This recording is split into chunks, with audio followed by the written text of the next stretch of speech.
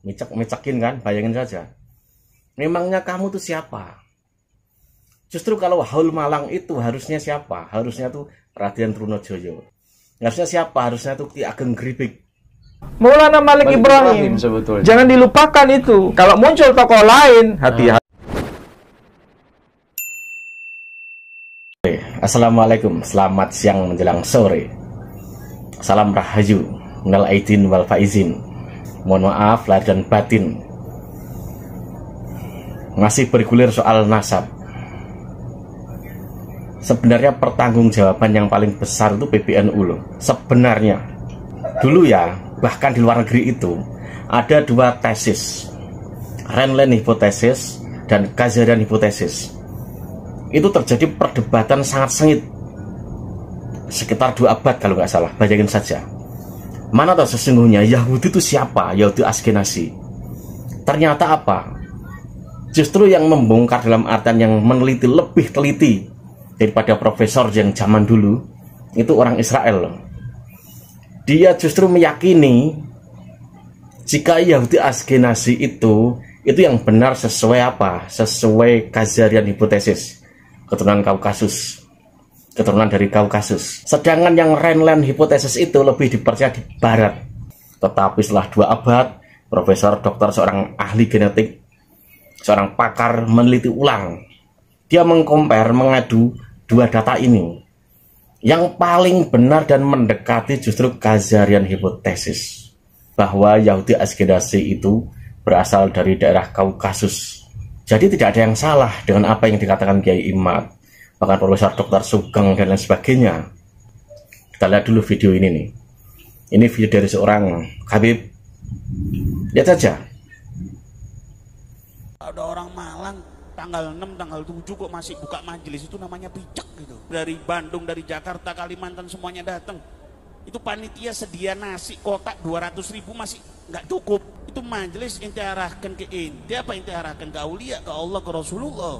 Kalau orang ada adab sama wali, nggak berani dia bikin majelis. Ada acara roham, maulid, libur majelis, kayak nggak ada waktu aja.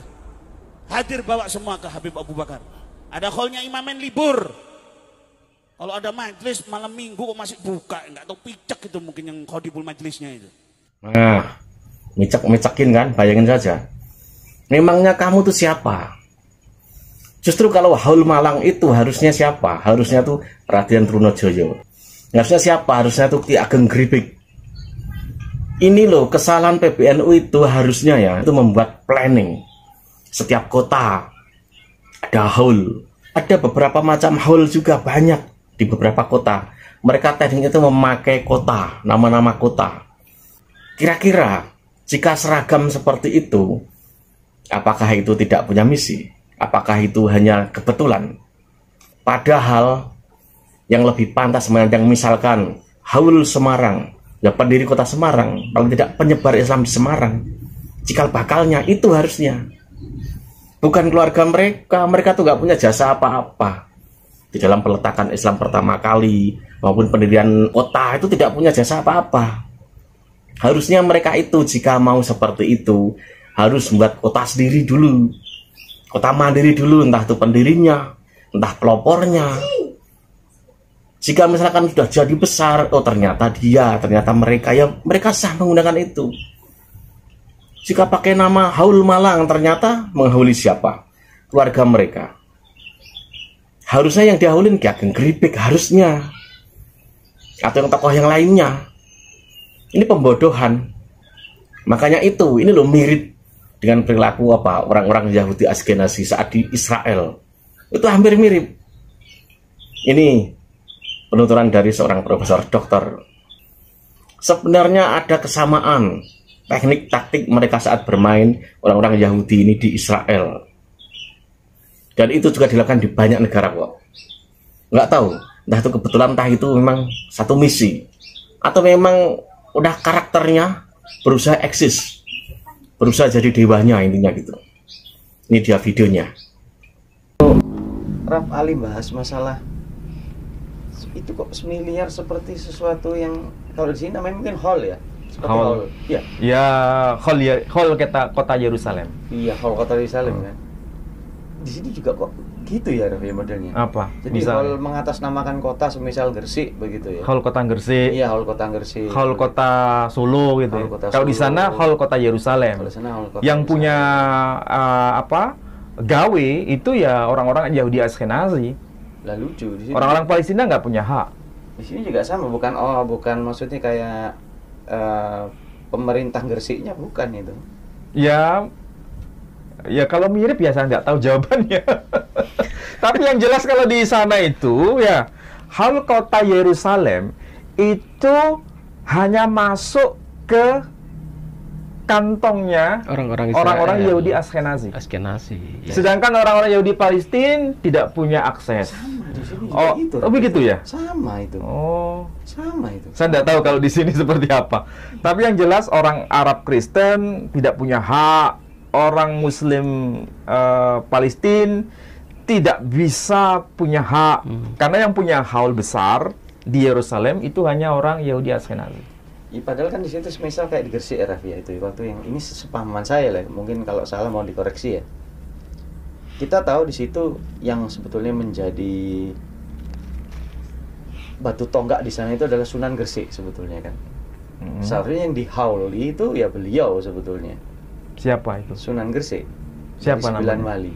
Oh, Maulana Malik Ibrahim. Maulana Malik Ibrahim, betul. Tapi kemudian? Tapi kenyataannya yang dihauli bukan beliau gitu loh. Tapi ada yang disebut wali kutub di situ.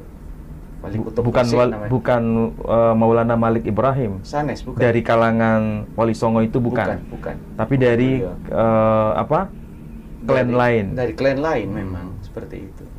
Ya mungkin mirip-mirip juga yang di sana. Nah, makanya itu saya atau lama-lama nanti kalau generasinya udah ratusan tahun bisa-bisa tergantikan itu. Ya bisa jadi. Jadi kalau kita kan sekarang mulai bertanya-tanya sebetulnya Yerusalem, hall kota Yerusalem itu miliknya orang Yahudi Ashkenazi atau miliknya orang Palestina?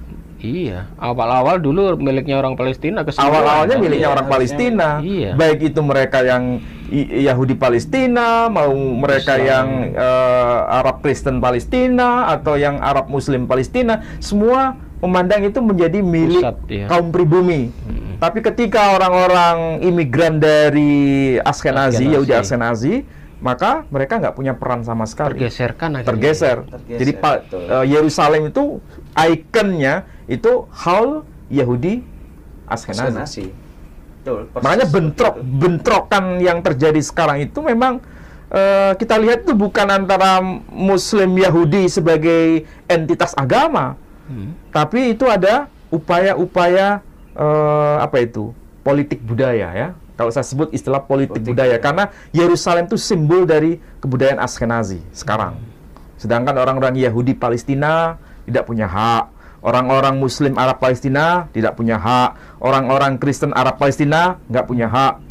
Semua dikuasai oleh Yahudi Ashkenazi. Dan itu sebetulnya kawasan Yerusalem Timur. Itu kota lama sebetulnya. Dan antara tiga agama ini awalnya nggak ada masalah. Tapi karena kedatangan yang dari imigran Yahudi Ashkenazi ini, maka itu dikuasai sepenuhnya. Dan bentroknya ya terus-menerus sampai sekarang nggak bisa. Atau mungkin karena dia klaim bahwa Yerusalem, kota Salomo itu adalah milik Nabi Sulaiman, Nabi Daud, itu kan orang-orang Israel. Mungkin klaimnya mungkin seperti itu. Ya, kalau klaim itu kan bisa saja, tapi kan biasanya begini, siapa sebagai pemilik asli dari Yerusalem yang awal-awal itu? Sebetulnya bukan orang Bani Israel saja. Bukan dari Salomo ya. Bukan Salomo, tapi Shem ben Noah. Kakek-kakeknya. Iya. Ya. Tapi nama Shem ben Noah menjadi kabur. Iya, hilang. Menjadi hilang dari ingatan. Justru yang dimunculkan adalah Daud, Sulaiman. Iya. Ini sama dengan Maulana Malik Ibrahim, namanya tenggelam kan? Betul. Jadi antara maksudnya dari keturunannya Bani Israel sendiri tidak punya hak juga di sini, termasuk Bani Ismail juga. Malah yang menguasai orang luar, gitu. Yahudi Ashkenazi. Yahudi Ashkenazi. Ini kok imigran Yahudi itu begitu semua ya kelakuannya. Metodologinya mereka ini sama. Imigran yang Yahudi yang bukan Yahudi nggak jelas ini, saya juga bingung gini. Yang jelas kalau saya bandingkan nasibnya Maulana Malik Ibrahim yang ada di Gresik, betul. Itu namanya tenggelam. Sama seperti Shem ben Noah, namanya tenggelam. tidak dimunculkan. Padahal kalau itu dimunculkan, itu Bisa menyatukan bisa itu. menyatukan. Dan Tapi ditenggelamkan. Tenggelam, dan Yang dimunculkan adalah tokoh baru. tokoh baru Ya. dan mengklaim ini apa namanya jasanya beliau. Kita tahu betul yang menyebarkan agama Islam di Gresik ini beliau. Tapi di jasa ini dicantolkan ke tokoh baru ini tadi. Siapa tokoh baru itu maksudnya? Kalau saya tidak Nama salah, lengkapnya. Yang seharusnya Maulana Malik Ibrahim yang punya peran, tapi hilang. Belum. Kalau sekarang belum hilang. belum hilang. hilang. Cuman Baru. Tapi lama-lama bisa hilang kan? Sama seperti Sam Ben Noah nggak pernah di Sam Ben Noah itu sebagai peletak dasar kota Yerusalem itu namanya tenggelam kan? Lama-lama. Kita nggak ada yang tahu kan? Tapi kalau dicari dalam dokumen-dokumen Ibrani ada nama itu Sam Ben Noah, malah disebut Melkisedek, bahkan disebut sebagai Malik Darussalam, Raja Darussalam, Raja Yerusalem, bahkan paling awal. Bahkan ini kemungkinan para pendeta pun belum tahu ini. Ternyata Yerusalem itu ternyata pendirinya awal adalah dari Sem. Dari Sam Ben Noah. Mungkin Sem tidak memang, banyak betul. yang diketahui siapa ini Melkisedek. Kemungkinan pendetanya saja belum tahu. Ini jangankan para jemaat biasa ini. Saya yakin mungkin pendeta juga belum tahu.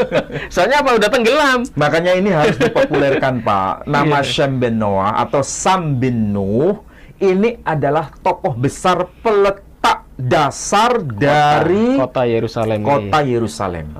Bukan Nabi Daud. Bukan Nabi Sulaiman. Kalau Nabi Daud itu hanya diklaim sepihak. betul. Bukan Nabi Sulaiman, itu hanya pelanjutnya. Sementara peletak dasarnya jangan dilupakan. Siapa itu? Oh, Sem tadi. Sam Ben Sam Ben Noah. Sama seperti Sunan Gresik, ya kan? Peletak dasarnya siapa? Maulana Malik Malik Ibrahim. Ibrahim sebetulnya. Jangan dilupakan itu. Kalau muncul tokoh lain, hati-hati.